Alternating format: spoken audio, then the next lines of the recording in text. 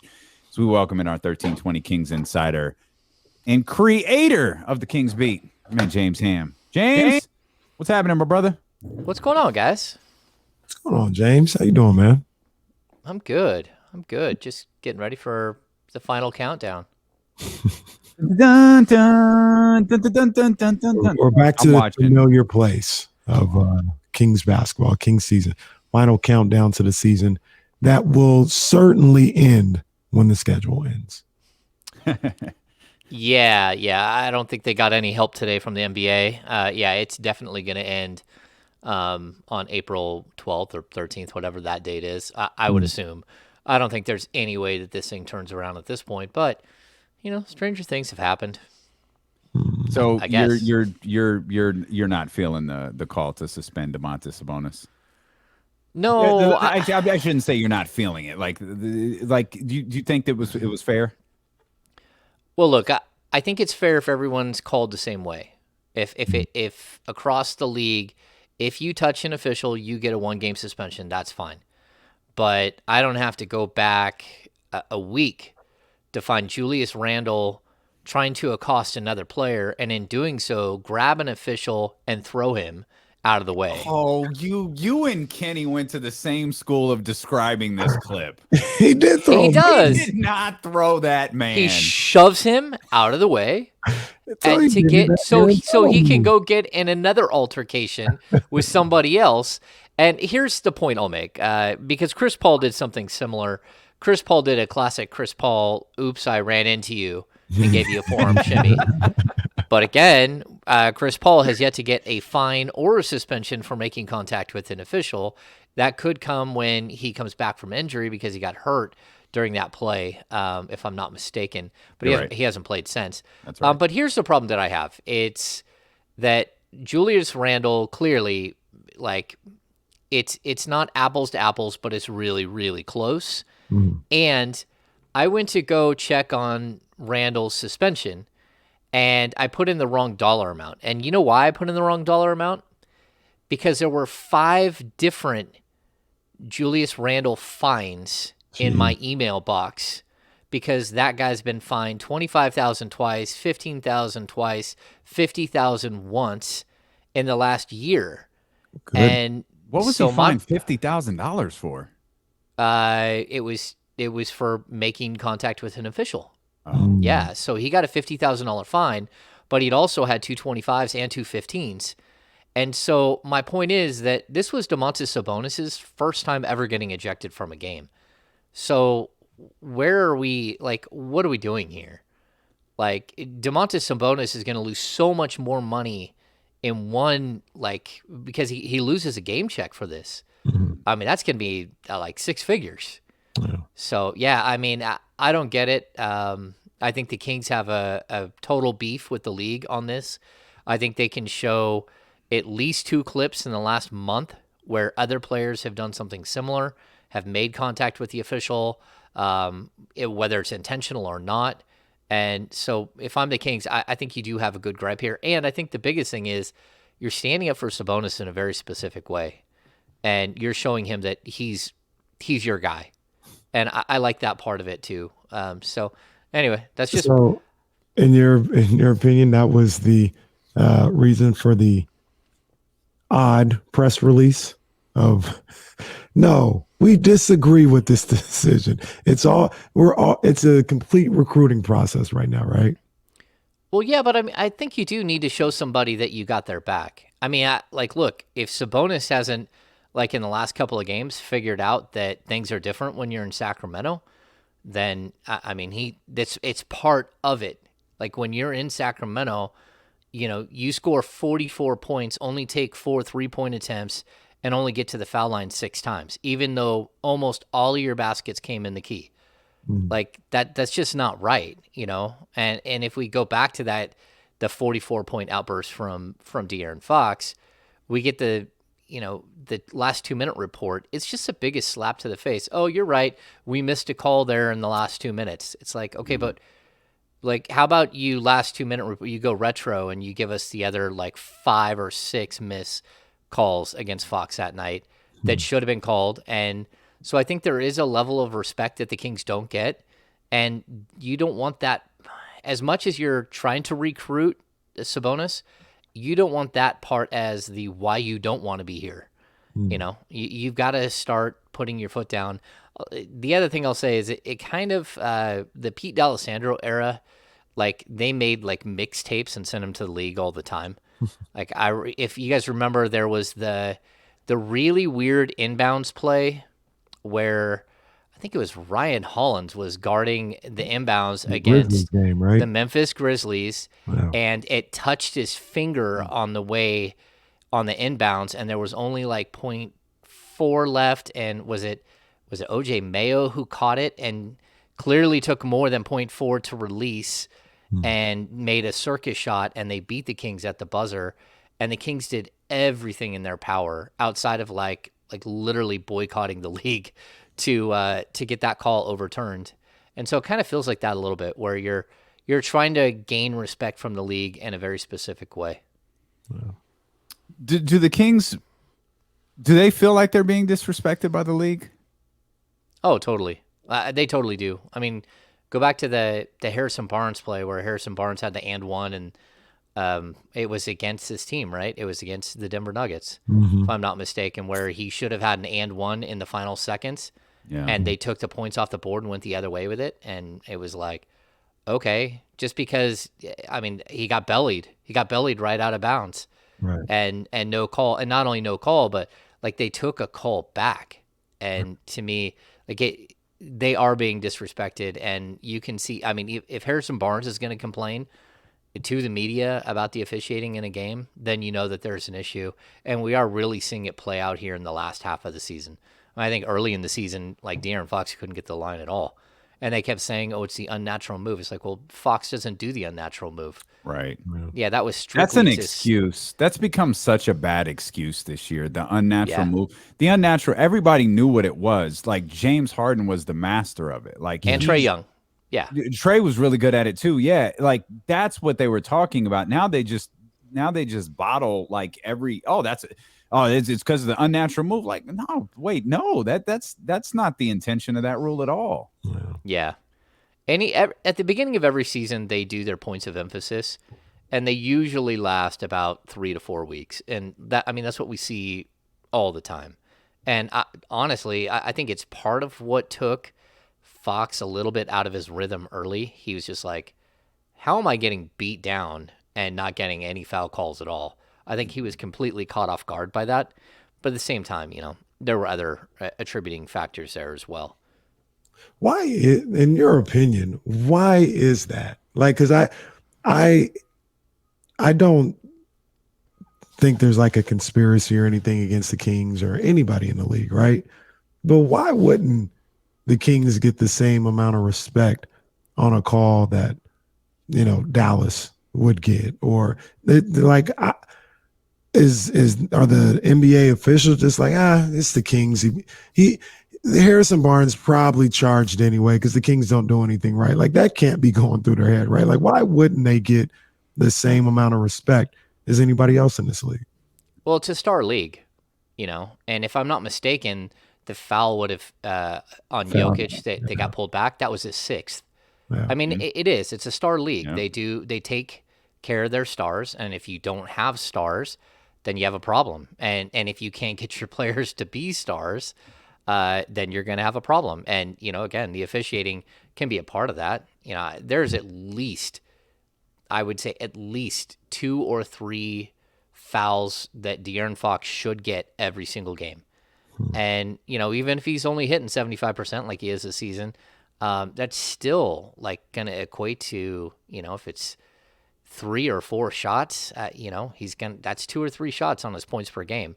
Yeah. I mean, it is a lot of the reason why, the league just, it caters to stars. It always has. There's a million reasons, James, why the Kings lost on Monday. Oh, yeah. But one thing that was really noticeable that I think every Kings fan noticed was exactly what you're talking about in the first half. The Kings were getting to the foul line regularly. And all of a sudden, whether this actually happened or not, it felt like the officials went into their locker room and were like, "Yo, we, we need to chill. We keep sending the Kings to the foul line and come out, and all of a sudden, it's the New York Knicks living at the foul line in that third quarter. I think the Knicks went, maybe it was 10 time. The Kings, I think, maybe went 3. And it was like, yeah, we gotta even this thing out here in the third quarter. Yeah, I know the Again, first. not the reason the Kings lost. Not No. suggesting that's the reason the Kings lost, but it was Yeah. noticeable. I think the first minute and 20, Mitchell Robinson picked up 2 fouls. They brought in Jericho Sims. It took him about 3 minutes to pick up 3 fouls. I mean, we're halfway through the first quarter, and you had your 2 centers with 5 fouls already in the first quarter. I mean, that's why Taj Gibson played like. But let's be honest, Taj Gibson is probably a better player than the other two. He probably impacts winning more than the other two, just because he's such a solid veteran who doesn't do a bunch of things wrong and is a tough guy. We could go through the reasons why they lost to the Knicks.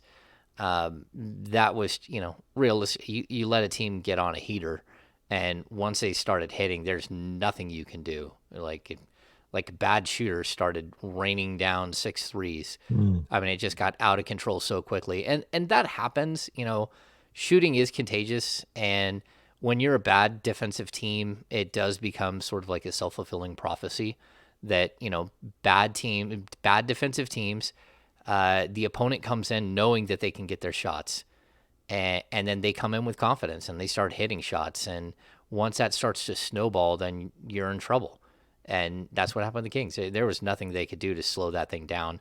I mean, because it wasn't just Randall, it was Quickly, it was RJ Barrett. I mean, once the 3 of them got going, and I thought the Kings even played some solid defense for moments, and there's nothing you can do when guys are hitting 28 footers off balance as shot clock's winding down.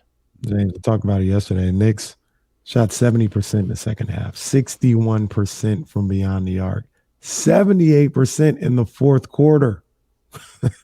Like you said, some of it is the Kings defense and they're not locking in, but some of it was also Knicks just, man, they wouldn't miss. Yeah, some of the players on the Knicks don't shoot that well when they aren't being guarded at practice. Mm-hmm. I mean, but when you let a team get confidence, that's what happens. And Fox took it on himself a little bit. I had a conversation with him yesterday, and he took it on himself and said, look, I didn't come out with he's like, it wasn't that I was like not ready or anything. He's like, I just didn't come out with like the right oomph, like right away in the third. And they got those quick 5 points, and all of a sudden it's a 10-point game. You got a 15-point halftime lead. So then Fox goes on and scores like 12 points. But then you could see he was trying to single-handedly do it because he felt like he had been part of the reason why they were behind the 8 ball. So he's trying to make up for it. And then you miss a shot or two here or there, and then other guys start missing shots, and those things tend to snowball very quickly. Yeah. We'll come back. James Ham's going to hang out with us here as we get ready for the Sacramento Kings and the Denver Nuggets. And I want to jump on something that you just said right there. So we'll do that when we return here with our 1320 Kings insider, James Ham, on Sacramento's #1 sports station, Steelers and KC, here on ESPN 1320. Oh, good. Be right back. Oh, good. Jeff, yes, 131 points is bad defense, but they gave up 48 in the first half, and the defense was really good. So 83 points in the second half is an anomaly, especially for a team like the Knicks.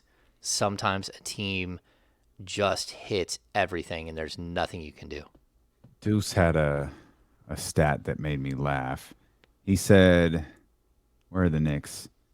What was the number? I think it was 114. The Knicks scored 114 in the final 3 quarters. The Kings scored 115 in 4 quarters. Didn't the Kings held the Knicks to 48 in the first half? Yep. Julius Randle finished with 44. That's just a crazy heater. Yeah, Sass, you asked a question there. Do I dislike somebody? No, but I don't. I'm a journalist. I'm not a hot take guy. Oh yeah. and so that's my only issue. I do, I don't. Sass. Cheers. Yeah, I don't like the hot take thing. I just think that I don't like it when anyone does it. I don't like listening to Stephen A. Smith yell at people. I don't like Skip Bayless at all.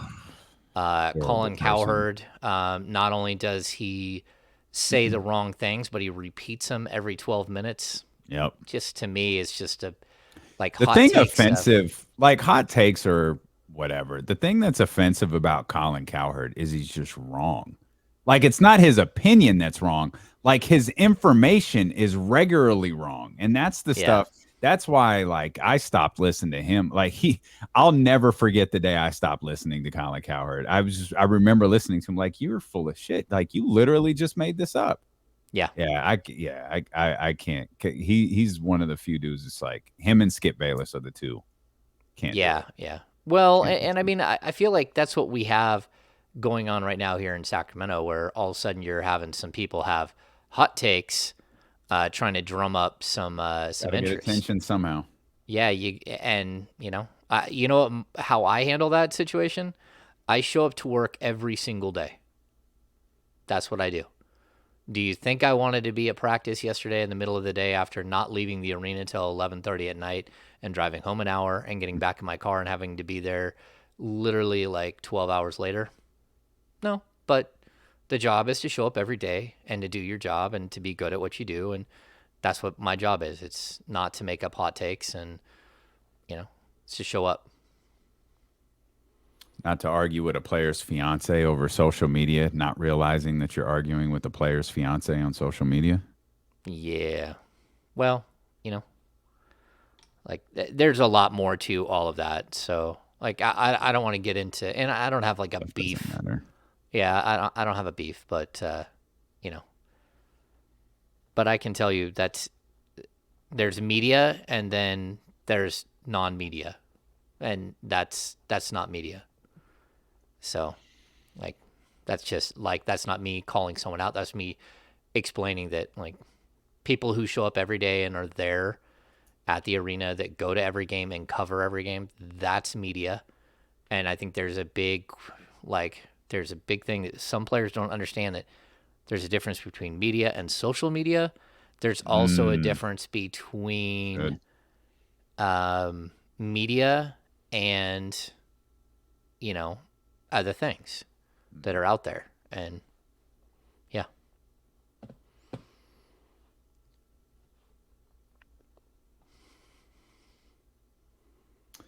Man, Burger Patch got a $4.99 March Munchies menu. Let's go.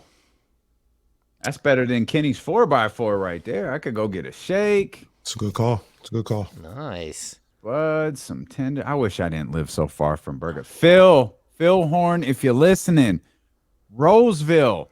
I'll flip the burgers myself, bro. We need something out here in Roseville. Yeah. You got all of the Sacramento locations. Like, there's enough there. Come on out here. Come on, Phil. Flip much- the Krabby Patties yourself. How much time do we have? Minute 30. Okay, let me tell a really quick story. You brought up Phil Horn, and so people out there who don't go to Awesome Burger human Patch, one of the most amazing human beings you're ever going to run into. Facts. Years and years ago, I wrote a story.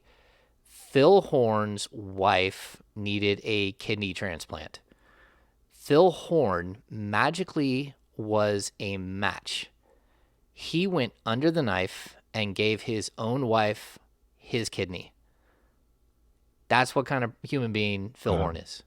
So if you guys aren't Burger Patch people, Phil Horn was the director of ticket sales for the Kings for a long time.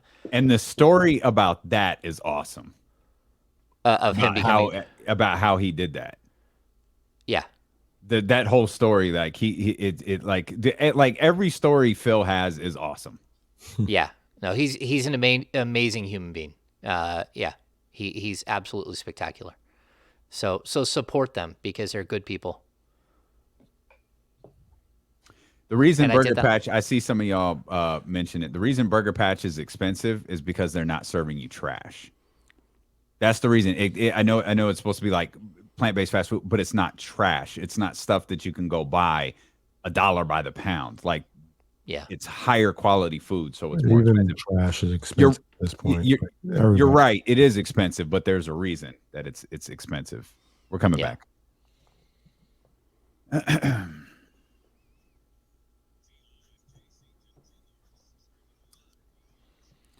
Stilo and KC brought to you by McQueen and the Violet Fog, the smoothest gin in the world, handcrafted in Brazil.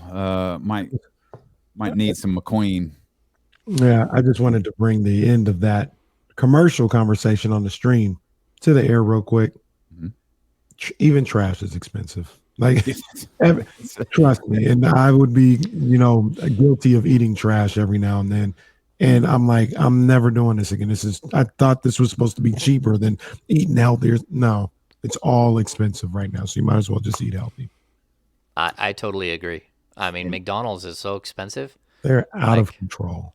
like it's fully out of control. Like I paid $30 for like 3 breakfast meals the other day. That I was was like, my breaking point about a year ago, James, with the breakfast. That was it. I've done it. I got a family, a household of 3 right now. And I Yeah. went to McDonald's to go get breakfast and it came out to 30. I said, what am I doing here? What are we doing? I can go somewhere else and spend $30. I used to get you because you were a little cheaper, a little more convenient. Now you're just as much. I can go to IHOP. You could make breakfast for the family for less than that. And that's Much what I told you. less. I ain't gonna lie to you. I ain't got McDonald's breakfast since Mm. since that day. I said, no, I'm not doing this, man. It's $30 for 3 people. No, not doing it. McDonald's breakfast broke Kenny. Wow. They killed Kenny. They indeed. They indeed. And the Kings have killed their fan base. And I think one of the reasons, I'm gonna ask you this, and I feel like we've talked a lot about it this week, but we've talked about it for weeks. There's so much. We were talking a little bit during the commercial break about the Knicks game and how truly bad it was, and we don't need to relive it. We all know how bad it was. But we're all under the belief that this team needs to get better defensively. All right, cool. Like that sounds simple, right? Sacramento Kings need to get better defensively. James, how does this Kings team get better defensively? And I'm not even talking about over the course of the next 16 games. I'm talking about next year. I'm talking about in the years to come. How does this team that has been so awful for the last 3 years suddenly become better on one end of the floor? Well, number one, you're going to have a lot of new players, and you already do have a lot of new players. Mm-hmm. Number two, man, I think Alvin Gentry and much of his staff has 15 games left. Yeah. So you're going to need to change the identity there, and bring in different players. And I don't have anything against Alvin. I think Alvin's been put in one of the most difficult situations possible, to take on a team that had already quit on a head coach that they liked and kept saying that they wanted him to keep his job, and they still quit on him. That's just really, really tough. Then you have a major change over in the middle of the season where half your players are gone. So I'm not going to heap a bunch of negativity on Alvin Gentry. I just, you had a task and it didn't get done. And at the end of the day, I think this is a results business. And I would be very surprised if the Kings came back with the same exact coaching staff that they have this year. And so, I mean, a lot of this is it's structural. It's like defensive acumen. It's scheme. This is, I think, the 4th quote unquote defensive coordinator in 4 years for the Kings. Although, let's see, Dave Yeager's staff didn't have what they called a defensive coordinator, but they have had 3 in the Walton/Gentry era. And that's just not conducive to success. I think that's the biggest thing, that changing coaches all the time, it doesn't work. Like we've seen it so many times. I think I rattled off the other day on the podcast with Brendan, like the 11 coaches since Rick Adelman, and it's crazy. Mm-hmm. 11 coaches in 16 years, that's a recipe for disaster, and it's what bad franchises do. And the Kings are a bad franchise. Let's not fool ourselves. I'm not going to tell you. I'm not going to lie to you, people. Like I'm always.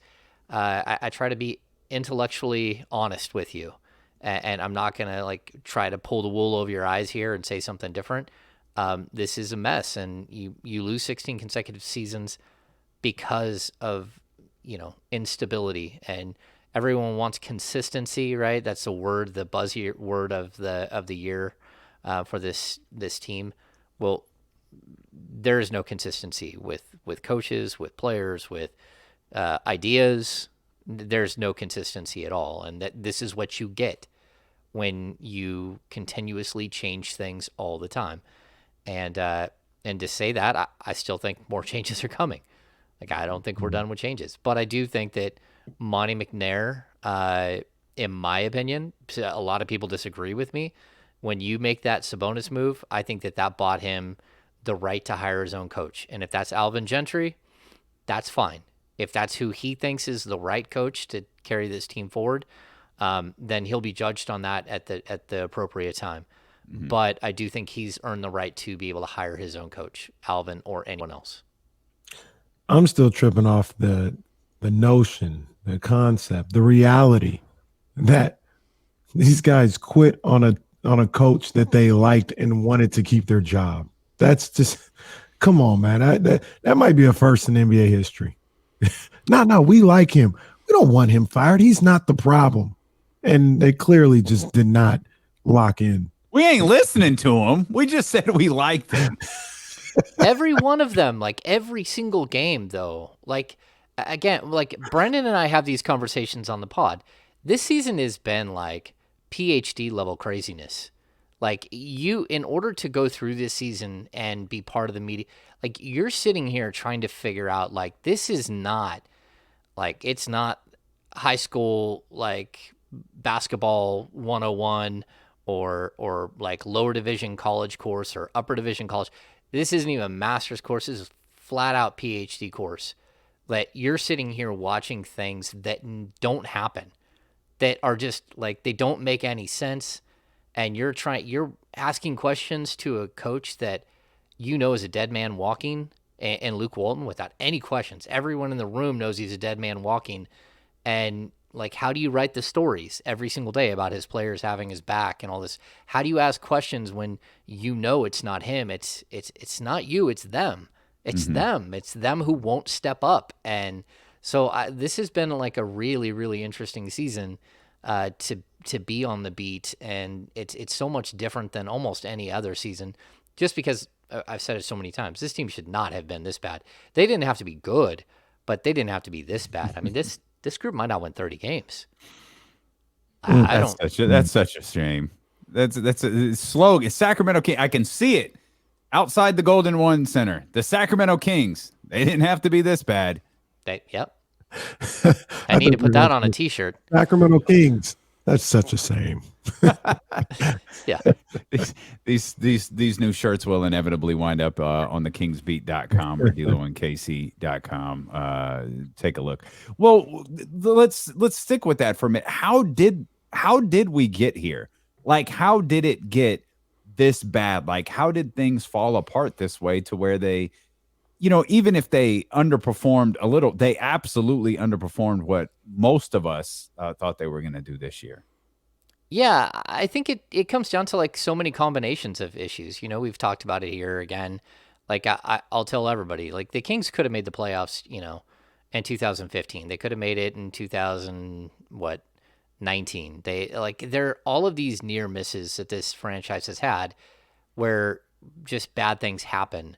Like, this specific season is kind of like a microcosm of all those things. I think management thought they had enough to compete, and were holding on to a couple of aces in the sleeve so they can go and make some monstrous move that for a long time looked like wasn't going to happen. That move happened, and it was Demontas Sabonis, but by the time he made the move, it was way too late. Right. And so you basically threw away the first 60 games of the season to make a move. I think that not making that move led to a couple of players being in that locker room that did not want to be in that locker room, and another group of players that didn't like that there were players in their locker room that did not want to be in that locker room. And so I think that was part of it. I think everyone knew that Luke Walton was on a short leash, and anytime a coach gets fired, everyone knows that when a coach gets fired, that all bets are off. Very rarely does it happen like what happened with the Atlanta Hawks last season with Nate McMillan, where he takes over and just like they become really good. That just doesn't really happen that often. Most often, this is what happens. A season spins out. And I think, again, even the negotiations when Alvin Gentry was named the coach, they left doubt. Like that situation in itself, where everyone knows that like Doug Christie very well could have been the head coach when they fired Luke 17 games into the season, even though Doug had 17 games of coaching experience. And so, I mean, it's not like that wasn't true. It was very true. And it's something that everyone knows around the team as well. That, was anyone pot committed on Alvin Gentry? And the answer is no. So, yeah, I mean, I think that you just have a bunch of things like this that add up. You have players that were playing for stats.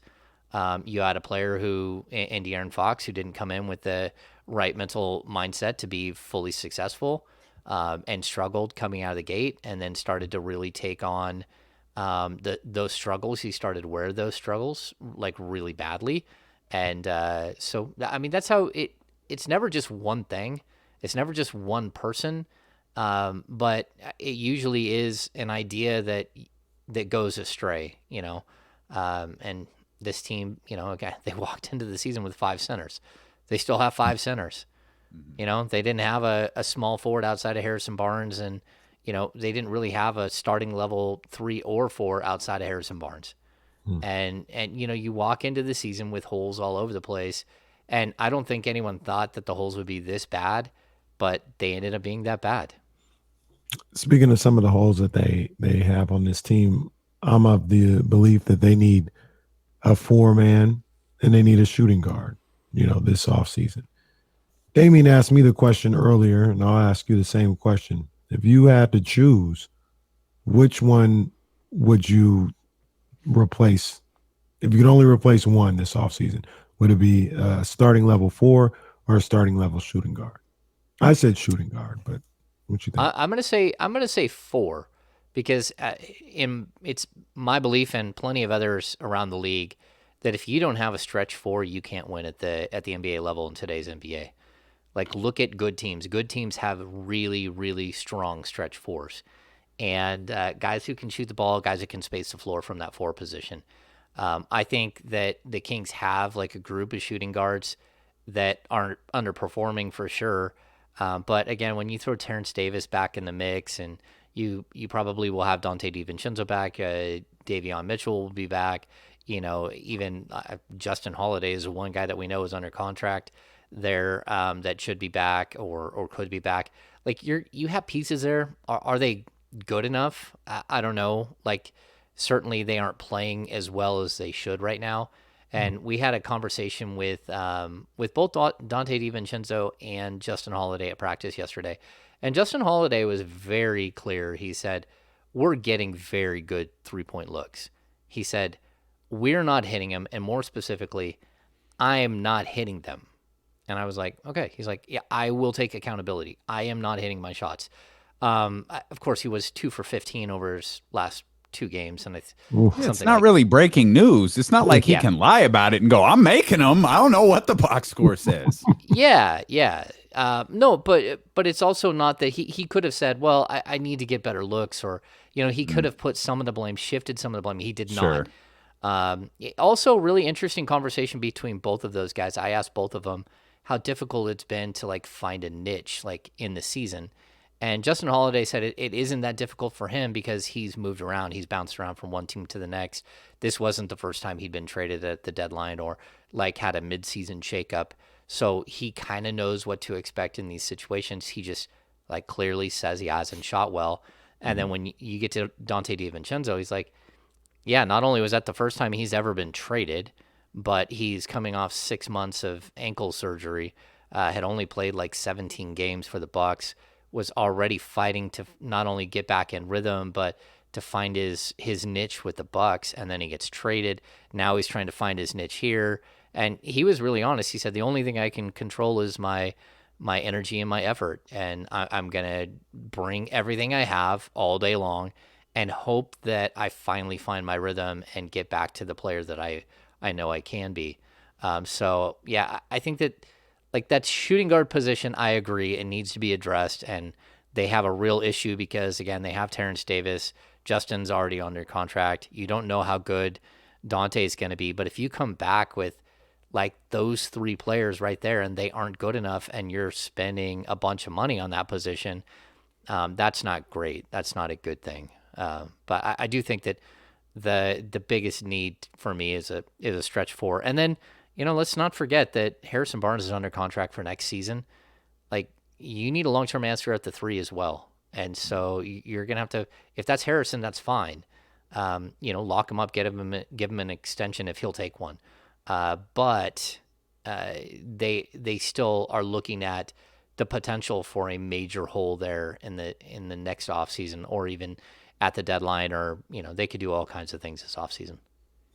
You're listening to D'Lo and KC along with 1320 Kings insider James Ham here on ESPN 1320 KIFM West Sacramento, KRXQ HD2 Sacramento, an Odyssey station, and driven by Lasher's Elk Grove Dodge as we get ready for the Kings and the Nuggets tonight at the Golden One Center.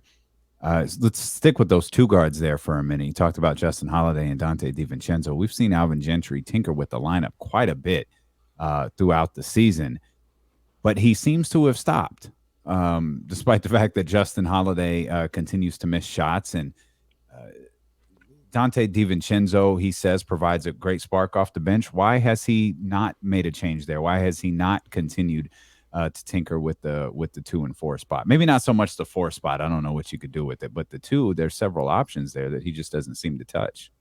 Yeah, I mean, I think we're going to see something different here in the final 15 games. We might not see something different tonight, but I think it is a little bit complex with Dante DiVincenzo. You really do want to see him play alongside De'Aaron Fox. You want to see if that combination is real.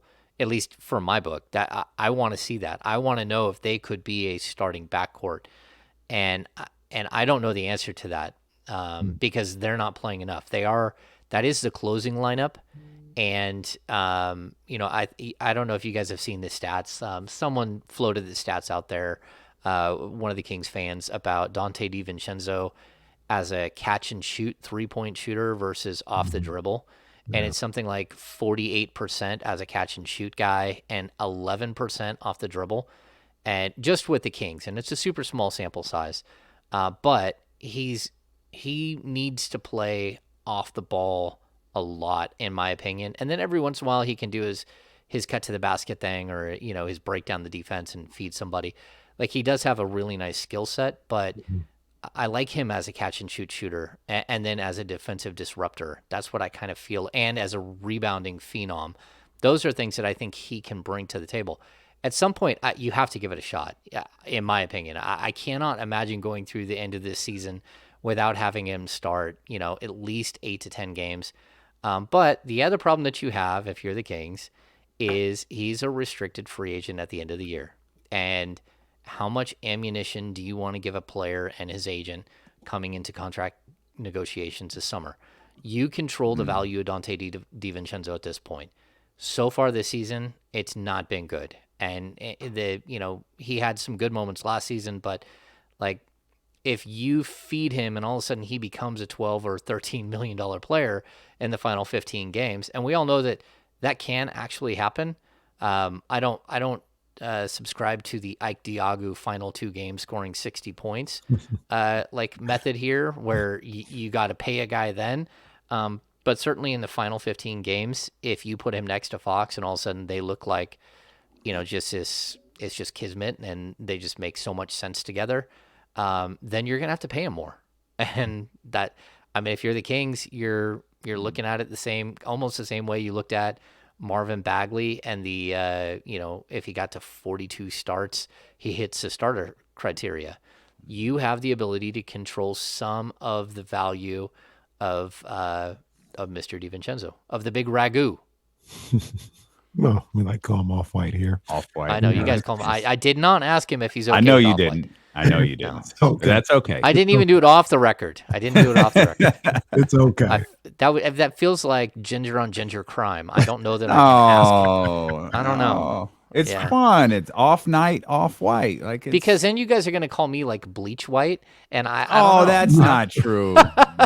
That's not true. Pasty white. What are you gonna call me now? No, No, I You're know. I you're know. you're the no. hammer. It You're the is. hammer. We love our shoes, our off-white shoes. We love our shooting guard, off-white. We love it all, right?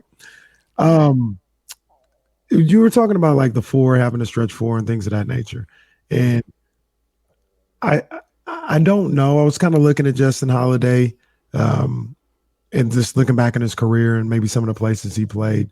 And I'm not saying this him being a starting small forward, but do you think he has capability to play small forward? He seems like a long, rangy type guy, and depending on the lineup, maybe he's your three, and then you have Harrison at the four every now and then. I wouldn't want that as my this is the starting lineup I do every night, but in certain situations, putting Harrison at that stretch four spot.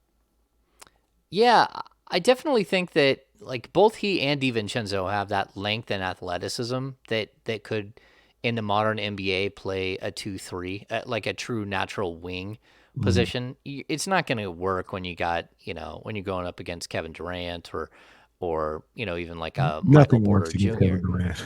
Yeah, yeah. But I mean, but there are a lot of big small forwards in the Yeah. league now. I think that it's an option. It's not like, again, the Kings did it with Bogdan Bogdanovic. I don't think it's like the best option, but in a league where everyone is switching and guarding different people all the time, I do think that it's playing three guard sets is something they'll go back to, and I think they'll go back to it very specifically because they have Sabonis and they can run the offense through one guy as like your big. You can even go a four guard set with Sabonis, and it's not because he's so great defensively. I think he's been really solid defensively, but he can orchestrate an offense from the middle of the key and just like have guards flying all over the place and have guys wide open. But the only way that works is if guys are hitting shots, and so yeah, I do like the versatility of both of those two, of both DiVincenzo and Justin Holiday. But at the same time, I'll keep saying this: you need more talent on this team. Like Mhm. so, and that's a position that I'm looking at. I'm circling. Like if I can get a really really good small forward and move Harrison Barnes to the four, I'm okay with that too because I think Harrison Barnes alongside Sabonis is different than Harrison Barnes. As far as a four, it's different than Harrison Barnes alongside Rashawn Holmes because now you got a guy who's going to get you 12 rebounds no matter what, and clear out space for someone else to get a few more. And so I think the pairing could be really good with Barnes at the stretch four position. Speaking of, Rashawn Holmes is out again tonight, correct? Yeah, it's a strange situation. Like I don't know what to make of it. Like he he literally was on the court. I was watching him warm up the other night, and then we get a notification that he's not playing, and I'm like, he literally was right here. Yesterday, I was at practice. He was standing there shooting threes. Long after everyone else was gone, he was still shooting threes. He's trying to space the floor. So I was confused. I'm confused by that. I don't know what's going on with him. I hope everything's okay. He's still around the team, so it's not like his personal reasons have taken him like really far away. Yeah, and that should probably be pointed out. He's not listed out because of back soreness. He's No, no, listed out he's because of personal. no, he's out very specifically for personal reasons. Yeah, yeah, and I mean, you can even see what happened in the last game. Like the plan was to play two bigs.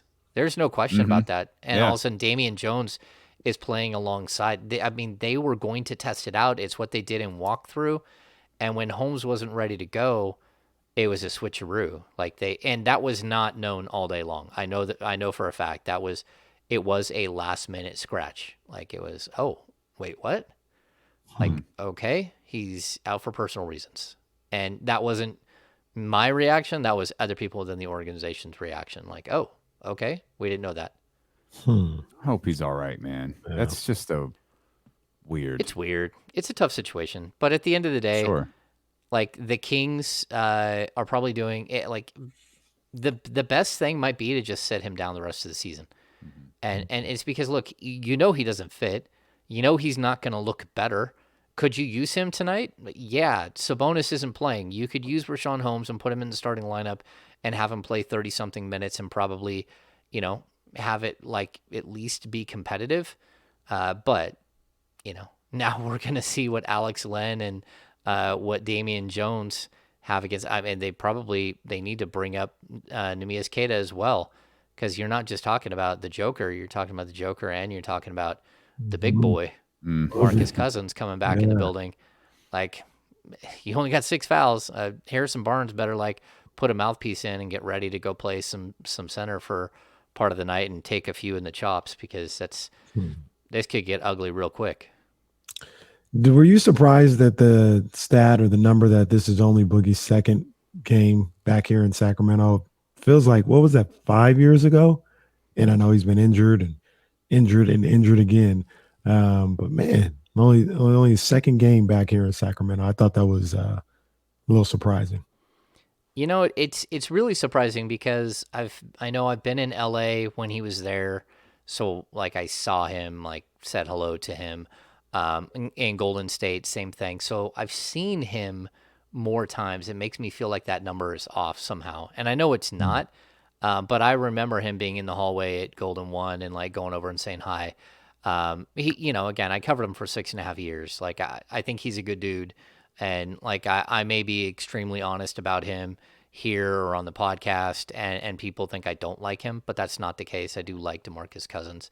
And, it is slightly surprising, but he's had a few games where he's looked really good. And, Michael Malone, really dislikes ownership in Sacramento and wants to stick it to them every step of the way.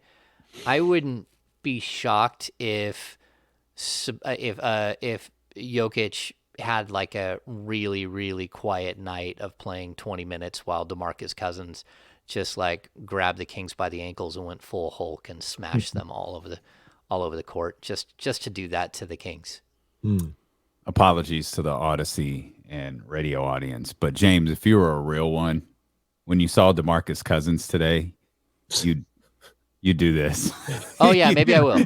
You'd summon him to you. You say, give him the old, hey, come here, Boogie. Let's talk.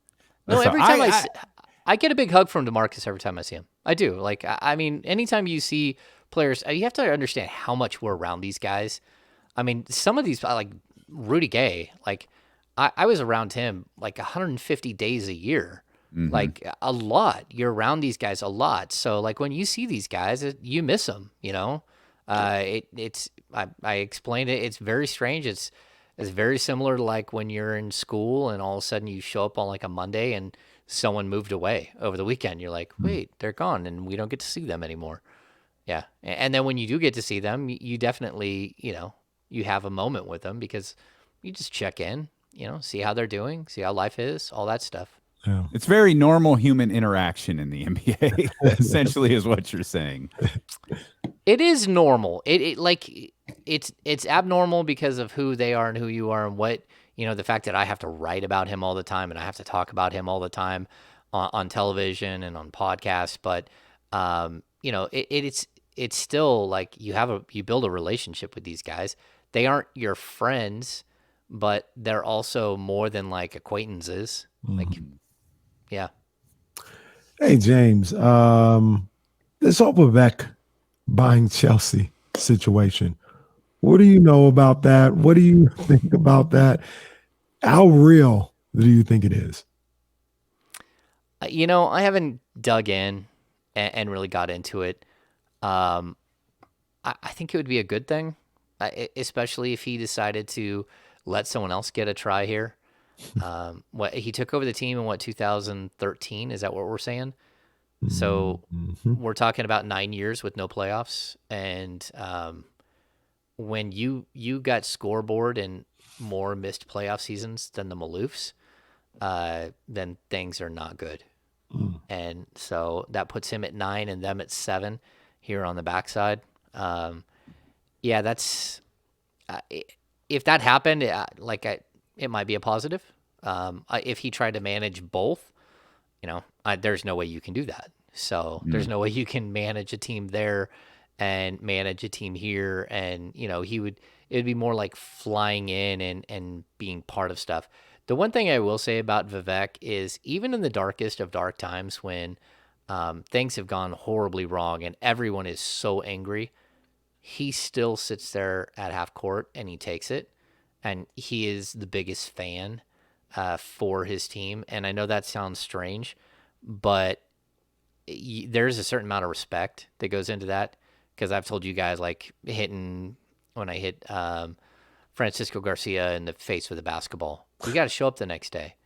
Yeah. That's the trick. You got to show up the next day and say, look, I'm not going to back down. And for me, a lot of it, I mean, whether he's done, things wrong or not, and he's done plenty of things wrong. He does show up and he takes it on the chin, and he doesn't get to celebrate like the Maloofs jumping up and down while they're going to the Western Conference Finals.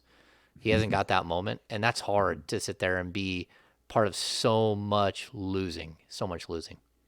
And so it's interesting you brought up, like, it's difficult to manage both, but he ain't got that type of bag, does he? Like, I know he's wealthy, but we're talking soccer club wealthy. That's like these are, you got elite and then you got like elite. Like those dudes in those soccer leagues are they're in a different financial category that I never thought Vivek Ranadive was in.